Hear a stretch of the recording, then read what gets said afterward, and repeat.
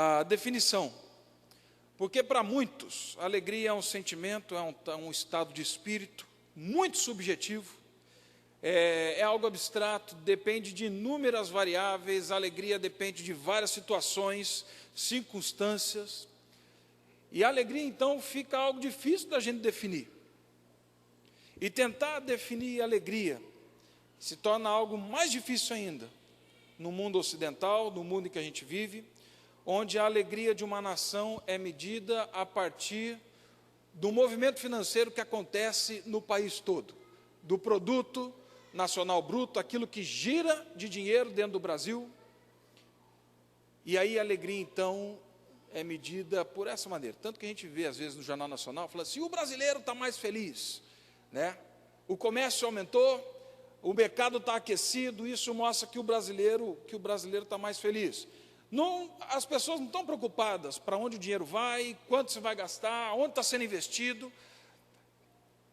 O importante é que existe dinheiro circulando e isso significa alegria. Então, a alegria passa por consumir mais hoje do que ontem e consumir hoje menos do que eu vou consumir amanhã. E assim a nossa humanidade, as nossas crianças vão crescendo, os nossos adolescentes, e a gente vai se envolvendo nesse negócio todo. E existe um sociólogo polonês, eu gosto muito dele, já falei algumas vezes aqui na igreja sobre ele, chamado Bauman, e ele diz, e ele afirma, na verdade, que a soma total da alegria humana cresce conforme uma quantidade maior de dinheiro, quando o dinheiro troca de mãos. Ou seja, no mundo ocidental, no nosso mundo, a alegria é igual dinheiro. E se você está nessa situação, como esse camarada aí, você vive e respira tranquilidade. E eu, pessoalmente, estou convencido de que a economia externa, essa economia financeira, ela é um espelho e ela revela muito daquilo que nós somos na nossa economia relacional, pessoal, emocional, daquilo que nós somos na nossa economia espiritual, daquilo que nós somos com Deus, daquilo que nós somos com o outro.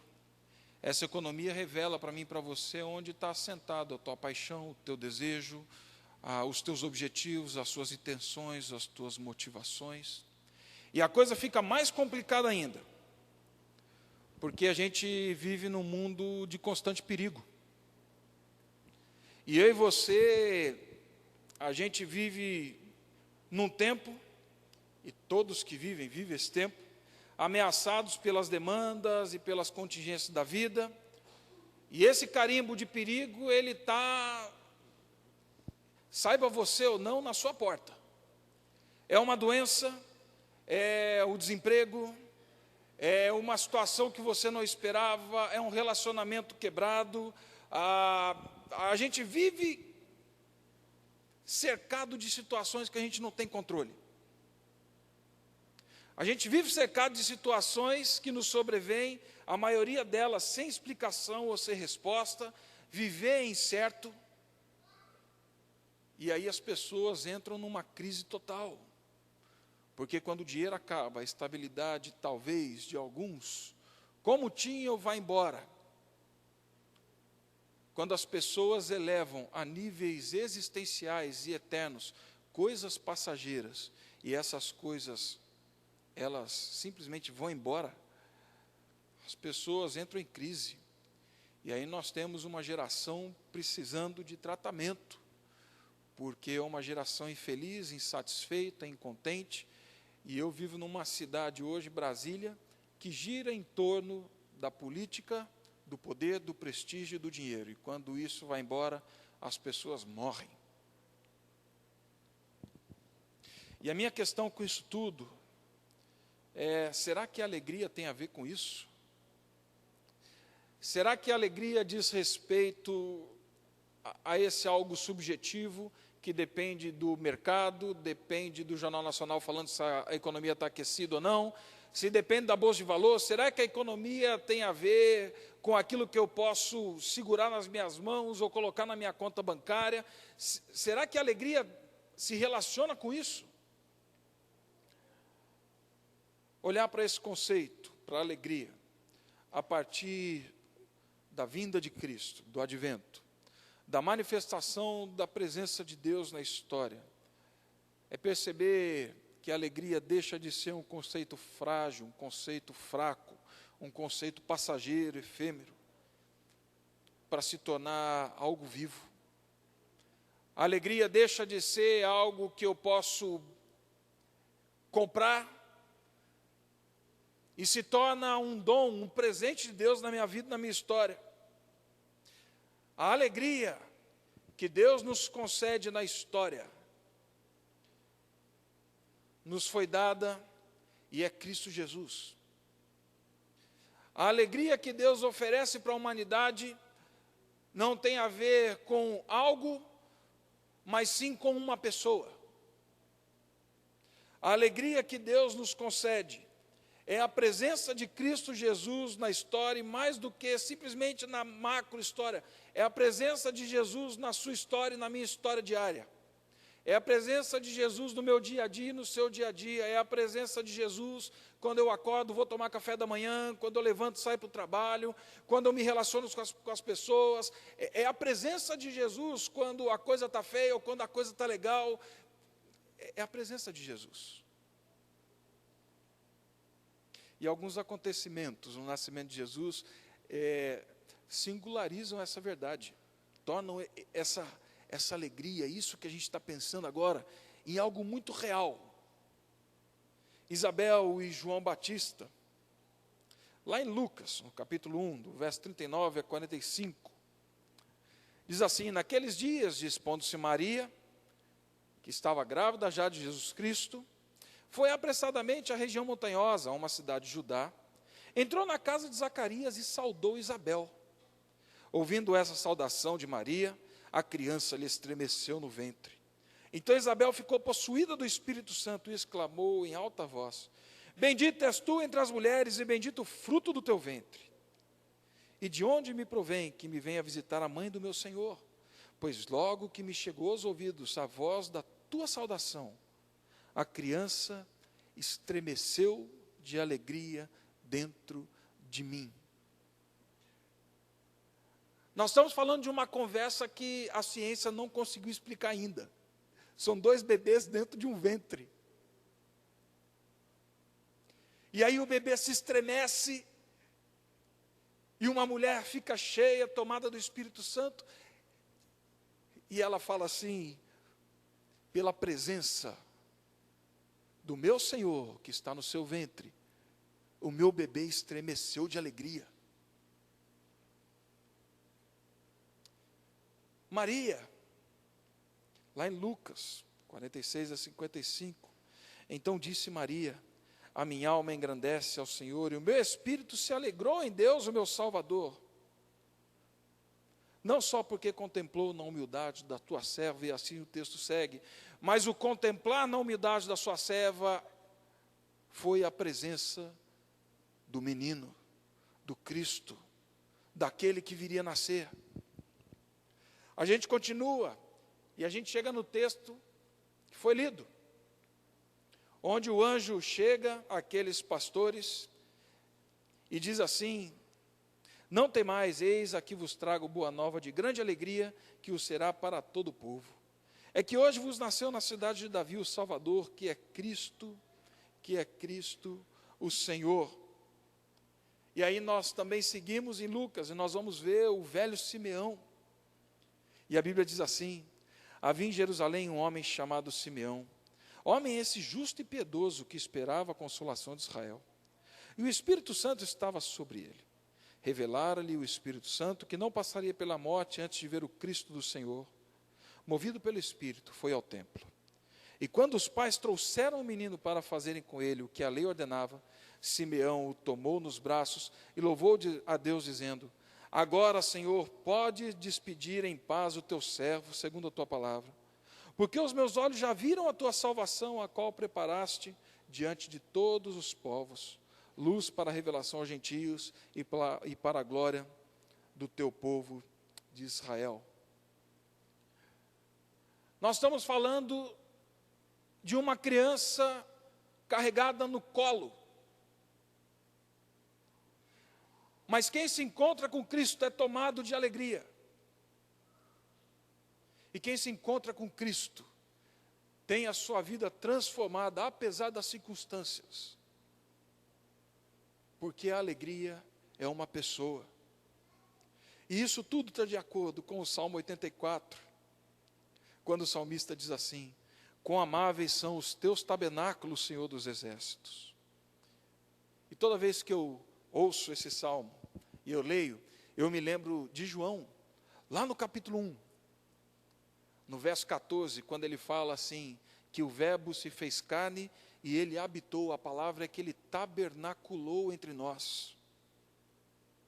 Ele fez morada. A presença do tabernáculo de Deus, Jesus Cristo na história. Quão amáveis são os teus tabernáculos, Senhor dos exércitos. Aí ele continua: a minha alma suspira e desfalece pelos atos do Senhor, por estar na presença do Senhor. O meu coração e a minha carne exultam pelo Deus vivo. E aí ele fala: o pardal encontrou casa, e a andorinha ninho para si, onde acolhe os seus filhotes. Mas eu, Senhor, eu encontrei os teus altares, Senhor dos exércitos, Rei meu e Deus meu. Bem-aventurados os que habitam na tua casa, os que vivem na tua presença, os que reconhecem a tua presença na história. Quando a gente olha para a manjedoura, então, nós não vemos nada senão um bebê, uma criança, um menino sendo amamentado e cuidado. Mas aqueles de quem nós passamos rapidamente aqui, que se encontraram e viram Cristo, sem que ele tivesse feito nada, foram tomados de alegria, encontraram os altares do Senhor.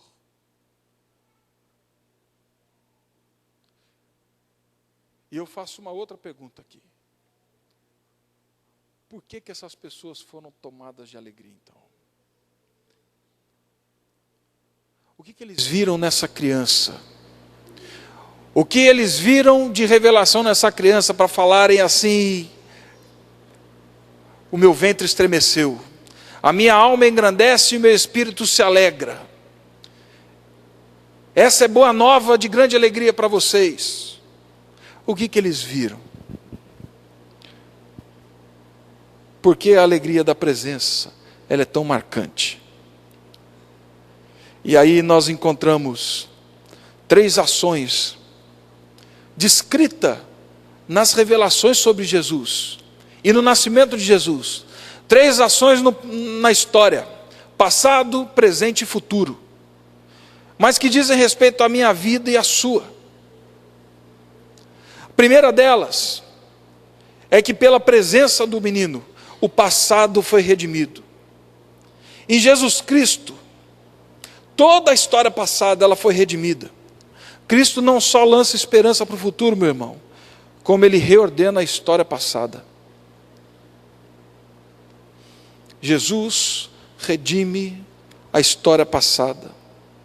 Em Lucas, no capítulo 1, no verso 32 e 33, nós lemos o seguinte: o Senhor lhe dará o trono de Davi seu pai, e ele reinará para sempre na casa de Jacó. Lucas 1, 54 e 55, amparou a Israel, seu servo, a fim de lembrar da sua misericórdia a favor de Abraão e da sua descendência, como prometera aos nossos pais. Lucas 2, 11, é que hoje vos nasceu na cidade de Davi o Salvador. Lucas 2, 38, e chegando naquela hora, dava graças a Deus e falava a respeito do menino a todos que esperavam a redenção de Jerusalém. É interessante que todos eles falam do passado. Mais que uma simples sinalização de local, evento, a redenção da história por meio do Messias que viria estava presente na criança. As expressões casa de Davi, trono de Davi, casa de Jacó, Abraão, sua descendência, consolação de Israel, redenção de Jerusalém, elas dizem respeito a um libertador, daquele que viria e consumaria a história de Deus no mundo, que libertaria a humanidade da escravidão do pecado, da morte, do mal, que traria vida mas que colocaria ordem no caos.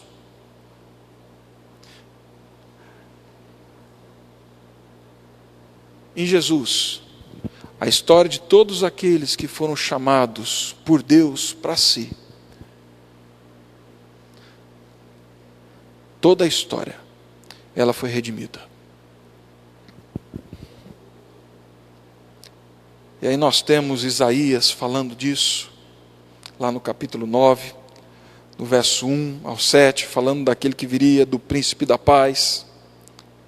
E é por isso que Zacarias canta: bendito seja o Senhor, Deus de Israel, porque visitou e redimiu o seu povo. A alegria toma conta, porque em Jesus a história é resgatada. E sabe, meu irmão, em Jesus não foi só a história do povo de Israel que foi resgatada. Em Jesus, a história de todo aquele que é chamado, escolhido de Deus, é redimida. Não é só a história de Israel, mas é a sua história. E na presença de Cristo Jesus, a sua história, ela é redimida. Alguns dizem assim: não importa como você está, não importa a sua história. Eu penso diferente. Deus leva a sério a sua história, assim como levou a sério a história do povo de Israel. Deus leva a sério os seus pecados, assim como Ele levou a sério os pecados de Israel. Deus leva a sério quem você é, assim como Ele levou a sério toda a história. E é por isso que Ele perdoa, que Ele traz libertação, salvação, por isso que Ele cura o passado, porque Ele se importa com a nossa história. Ele não só olha para quem você é hoje ou a quem você está se tornando. Ele olhou para o teu passado. E por meio de Jesus Cristo, Ele redime a sua história. E Ele tira a culpa, a condenação. Ele refaz laços. Ele traz vida de novo. Em Cristo Jesus, a sua história, ela é reordenada. E Ele leva isso tão a sério, que Ele entregou o Filho dele para morrer numa cruz, por mim e por você. Porque para aqueles que estão em Cristo, nenhuma condenação há, não é só no futuro, é no passado. Deus perdoa a sua caminhada de pecados até aqui, meu irmão. Por isso aquelas pessoas olham e elas falam assim: a redenção de Israel, da casa de Jacó, está presente na criança. Por isso é que eles são tomados de alegria, porque nenhuma condenação há. Eles viram o Cristo e eles sabem da presença de Deus por meio de Cristo. Mas não só o passado foi redimido, eles são tomados de alegria, porque em Jesus o presente, ele faz sentido.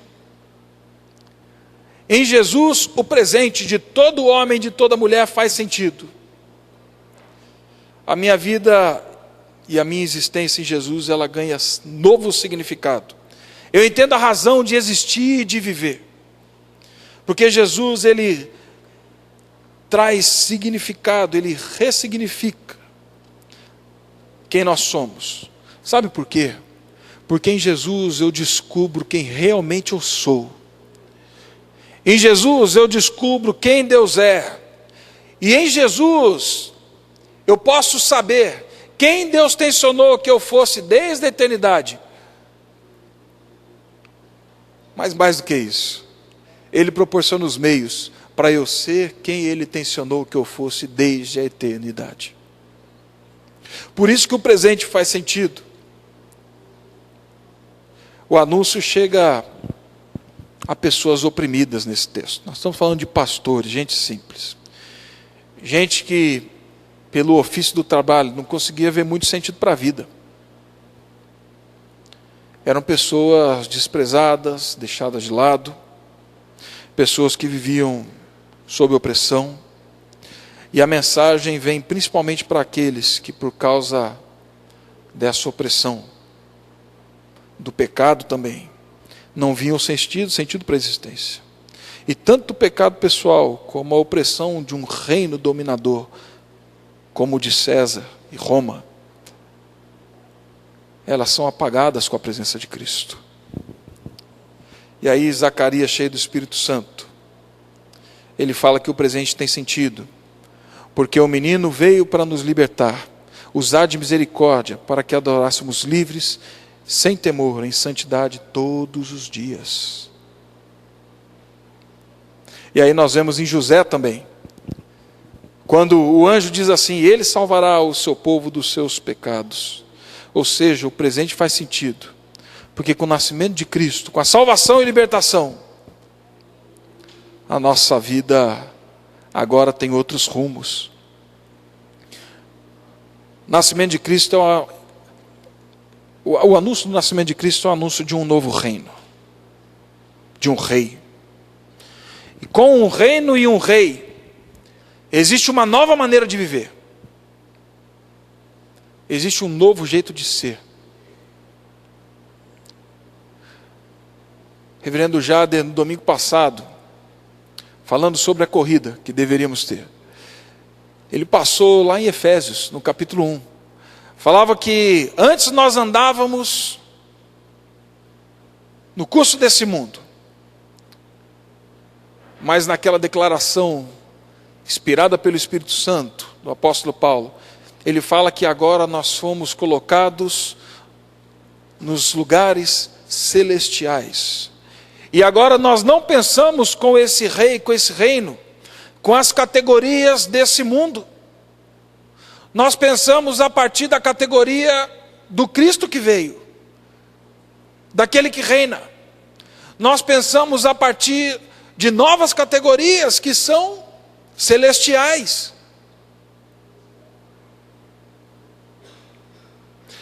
Com isso ele imprime em mim e você um novo jeitão. A gente tem que viver nesse mundo com a cara do reino de Deus. E eu sei que minha vida tem sentido, porque eu conheci aquele que me tirou do império das trevas e me transportou para o reino do Filho do seu amor. E eu sei que a minha vida tem sentido, porque agora eu conheço o Criador e sei quem Ele gostaria que eu fosse, como Ele gostaria que eu agisse. Eu sei como Ele pensa por meio das Escrituras, e agora Ele se encarna, para que eu e você fôssemos feitos como o nosso irmão mais velho. Romanos 8, 28 e 29 vai falar disso. Para que você vivesse e tivesse a mente de Cristo. Por isso que a vida faz sentido. E esses que foram tomados de alegria, eles têm a vida transformada. Eles têm a vida agora entendida de uma nova perspectiva. O presente fez sentido em Cristo. E por fim, um terceiro motivo pelo qual a alegria pela presença ela é tão marcante, é que o futuro daqueles que se encontraram com Cristo estava garantido. Quando eles veem a criança, eles dizem assim: o futuro está garantido. Eu não preciso temer a minha história passada, porque ela foi redimida. Eu posso viver livre, porque eu sei quem eu sou em Cristo e quem Ele quer que eu seja. Mas mais do que isso, eu vivo qualquer situação que se apresentar na minha vida, porque eu sei que o meu futuro está garantido. E dentro dessas histórias todas, a história do velho Simeão, para mim, ela é fantástica. O Espírito Santo, não sabemos quando, nem onde, nem como, aparece esse homem, ou diz a esse homem, que ele não passaria para a morte sem antes ver a salvação. Maria vai ao templo para levar o menino Jesus para que se cumprissem, né, todos os processos da lei. Eles eram judeus. E quando ele chega no templo, as escrituras nos dizem que Maria saiu falando: ó, esse é o Jesus, aquele prometido. Eu acho que Maria devia estar mantendo a mesma relação no anúncio dos anjos aos pastores, e guardava tudo isso em silêncio no coração. Mas quando ela entra no templo, aquele senhor, ele toma Cristo Jesus nas suas mãos, e ele fala assim: agora, Senhor, podes despedir em paz o teu servo, porque os meus olhos já viram a tua salvação, a qual preparaste diante de todos os povos, luz para os gentios, glória do teu povo de Israel. Pode despedir em paz, eu estou pronto. Toda vez que eu passo aqui também, eu me lembro de duas histórias. Primeira história é desse jovem, do Jim Elliot, missionário entre os índios Waorani, há muito tempo na Amazônia venezuelana. Ele, com mais 4 amigos, decidiram, junto com a organização que trabalhavam, a SIL, chegar nesse povo. E era um povo bravo. A Shell, na época, estava construindo para lá oleodutos, e eles estavam tendo muito problema quando encontravam com esse povo, porque eles eram violentos demais, tal. E muita gente tinha medo. E eles conseguiram fazer um primeiro contato, chegaram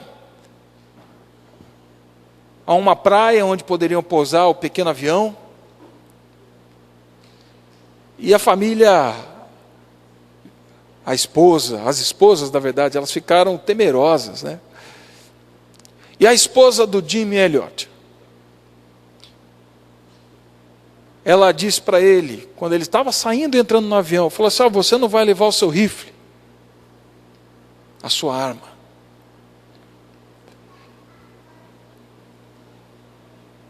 E ela disse que ele virou para ela e falou assim: eu estou preparado para morrer,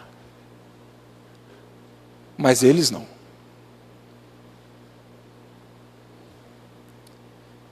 Eu estou preparado para morrer, mas eles não. Um jovem de 35 anos. Da onde que vem essa certeza, gente?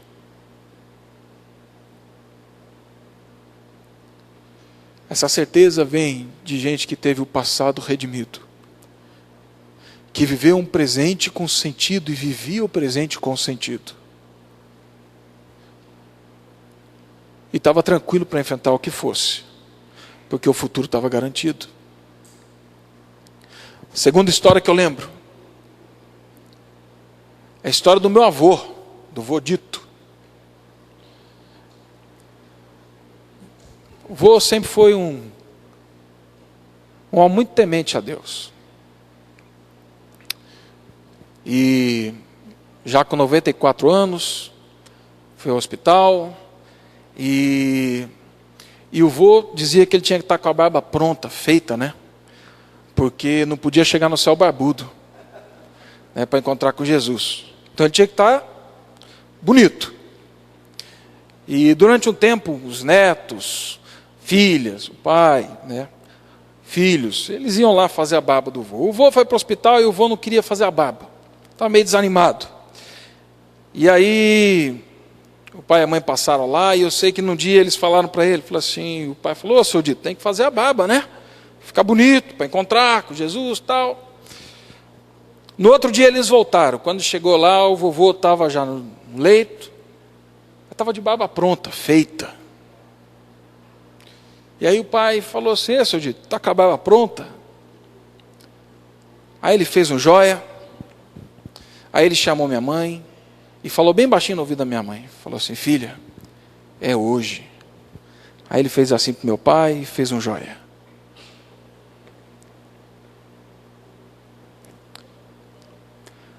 Passado algumas horas, o vovô faleceu.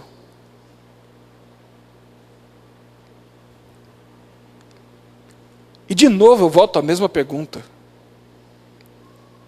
Quem em sã consciência olha para aquele que é o maior dilema da história, a morte, coisa que a ciência ou nada pôde resolver, e fala assim: está tranquilo, eu estou pronto, eles não, é hoje, pode despedir em paz o teu servo. Só diz isso quem sabe que o futuro está garantido, quem viu Cristo, quem se encontrou com Cristo. Meus irmãos, aquele velho Simeão, ele não viu Jesus fazer milagre, andar sobre o mar, ele não viu Jesus ressuscitar Lázaro, aquele homem não viu Jesus ir para a cruz, ele não viu Jesus ressuscitar, ele não viu nada. Mas ele creu naquilo que ele ouviu, naquilo que o Espírito Santo disse. E quando ele vê Cristo Jesus, ele é tomado de um sentimento tão explosivo de alegria que ele fala assim: estou no lucro, pode despedir em paz o teu servo, os meus olhos viram a salvação. Jesus não fez nada. O nosso problema é que a gente fica esperando a garantia do futuro nas coisas que a gente quer para agora. E a gente não crê. E a gente não se alegra com a presença de Cristo na vida.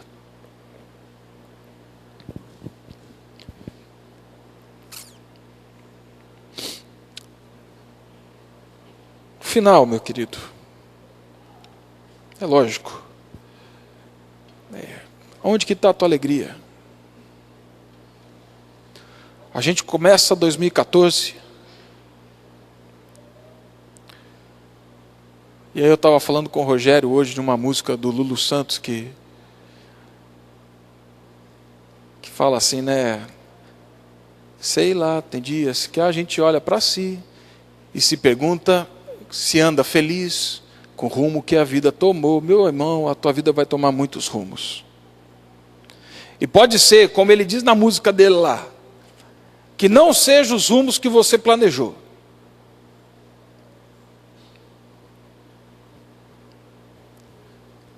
E onde vai estar a tua alegria em 2014? O que alimenta a tua alegria? Por meio do Espírito Santo. Cristo, Ele está conosco todos os dias. E mais do que esperar que Ele faça grandes coisas, saiba que Ele já fez. Ele nasceu, Ele entrou na sua história, Ele redimiu o seu passado e continua redimindo o seu passado. Ele dá sentido para a sua vida e continua dando sentido. Ele te dá certeza e garantia de futuro.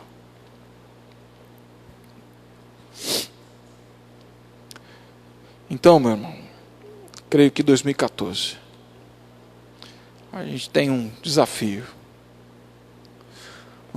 de ser tomado de alegria indizível, cheia de glória, como diz Pedro, simplesmente pela presença de Cristo na nossa história. E a minha oração é que essa presença seja suficiente para você explodir em louvor e gratidão a Deus. Porque quem olha para Cristo, vê o passado redimido, vê presente com sentido, e sabe que o futuro está garantido. Quem olha para Cristo, entende a vida assim. Que Deus te abençoe, que Deus encha de alegria a sua casa e seu lar, que Ele preserve teu coração e mente, tomados da alegria da presença de Cristo. Vamos orar.